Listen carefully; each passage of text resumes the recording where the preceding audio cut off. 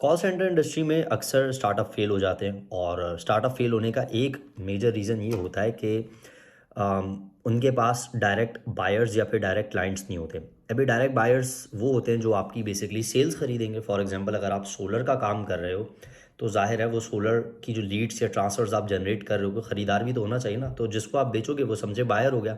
लेकिन इसमें direct buyer और डायरेक्ट क्लाइंट्स का होना बहुत ज़रूरी है। अक्सर लोग स्टार्टअप करते हैं तो वो अपने किसी फ्रेंड को बेच देते हैं कि यार आप $5 $10 या $20 रख के या कोई भी छोटा सा मार्जिन रख के आप मुझसे हमारी लीड्स खरीद लेना, सेल्स खरीद लेना।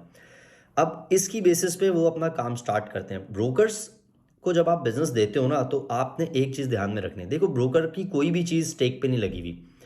ना उसका अपना ऑफिस होता है, ना उसकी अपनी कोई फिजिकल लोकेशन है, ना उसका कोई अपना एक्सपेंस है। वो बीच में ब्रिज का काम कर रहा है, आपसे सेल लेगा और एक क्लाइंट को दे देगा। अब फॉर एग्जांपल अगर इस दरमियान क्लाइंट भाग जाता है या उसका काम बंद हो जाता है तो आप तो ब्रोकर का तो कोई नुकसान नहीं है, अलबत्ता आपका सेंटर बंद हो जाएगा। अब ज़्यादातर सेंटर्स का यही मसला है कि वो उनके पास क्योंकि कोई गाइडेंस नहीं होती, वो करते ही हैं कि वो किसी ब्रोकर के थ्रू या वो एज आई मेंशन अर्लियर कि अपने किसी दोस्त के थ्रू काम स्टार्ट कर देंगे। मैं कभी भी ये रिकमेंड नहीं करता। मैं हमेशा रिकमेंड करता हूँ कि आप डायरेक्ट बायर्स के थ्रू ही काम करें। अब डायरेक्ट बायर्स मिलेंगे कैसे? आप अपने सर्कल में देखें, अपने फ्रेंड सर्कल में, अपनी फैमिली सर्कल में देखेंगे क्या कोई उनका रिलेटिव या कोई उनका जानने वाला एस फैमिली मेम्बर ऐसा है जो कि यूएस बेस्ड है और यूएस में कोई बिजनेस कर रहा है, तो आप उसको उसके साथ काम कर सकते हैं। आप अपने दोस्त को कह सकते हैं कि फॉर एग्जांपल यार आप हमारी पूरी इन्वॉइस पे 5% आप रख लेना तो आप हमारी डील करवा दो। फॉर एग्जांपल अगर वो सोलर की कंपनी बाहर ओन करते हैं, फॉर एग्जांपल जॉन साहब हैं, उनकी सोलर की कंपनी बाहर, तो आप उनसे बोले मैं पाकिस्तान में हूँ, मैं सेंटर चलाना चाह रहा हूँ या चलाता हूँ और मैं आपको ट्रांसफ़र दे दूंगा। उनसे आप डील कर लें इंस्टॉलेशन पे या लाइव ट्रांसफ़र पे, तो आप पर सेल आपको कमीशन मिलता जाएगा। ज़्यादा ये काम करना जो है ना आपके लिए मुफीद है, क्योंकि इसमें क्या है कि आप ओनर को भी जानते हो, मतलब बायर को भी जानते हो, और हर चीज़ ट्रांसपेरेंट हो रही होगी और जो आपका इंटरेक्शन कराएगा उसका भी ज़ाहिर है 5% होगा। अब जब आप ब्रोकर्स के हत्थे चढ़े आते हो या फिर आप अपने किसी फ्रेंड के हत्थे चढ़े आते हो तो उसका कुछ नहीं जा रहा होता, आपके नुकसान से उसको कद्दू कोई फ़र्क नहीं पड़ता। वो चीज़ में सिर्फ देख रहा है कि उसके पैसे बन जाए। उसको इससे ज़रा फ़र्क नहीं पड़ता कि आपने अपने ऑफिस की सैलरीज़ देनी है, आपने ऑफिस एक्सपेंस करना है और आपका पूरा बिजनेस उसकी इस कैंपेन पे रिलाय कर रहा है, उसको इस चीज़ का बिल्कुल फ़र्क नहीं पड़ता।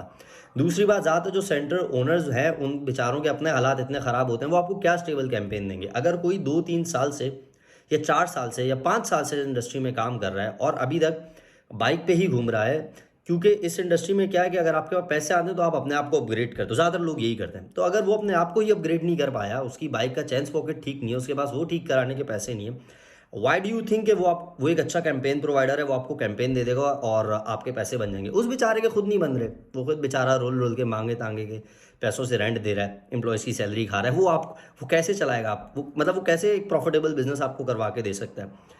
तो अगर आपको इस इंडस्ट्री में उतरना है तो आपने एक चीज़ का ध्यान रखना है, सबसे इंपॉर्टेंट जो है कि क्लाइंट्स डायरेक्ट होने चाहिए। अगर आपके पास डायरेक्ट क्लाइंट नहीं है, डायरेक्ट बायर नहीं है, इस इंडस्ट्री में बिजनेस करने का कोई फ़ायदा नहीं है। आपका कोई पैसा नहीं बनेगा, दौलत नहीं बनेगी आपकी। आप बस यही करते रहोगे कि स्टार्टअप ले लिया, ब्रोकर्स के थ्रू काम कर लोगे, 20,000 बचा लिए, 30,000 बचा लिए, 40,000 बचा लिए। 20,000 30,000 बचाने से, इतनी पंचायत डाल के 30-40,000 कमाने से बेहतर है कि आप किसी अच्छी जगह जॉब कर लो जहाँ से आप 70,000 80,000 या लाख रुपए कमा सको। तो आई होप कि इस वीडियो से आपको काफ़ी इन्फॉर्मेशन मिली होगी। कभी भी बिज़नेस करने से पहले बुनियादी चीज़ों का ख्याल रखा करें। लोगों से एडवाइस लें, ऐसे ही बगैर सोचे समझे जो है कोई भी बिज़नेस स्टार्ट ना कीजिएगा। Thank you.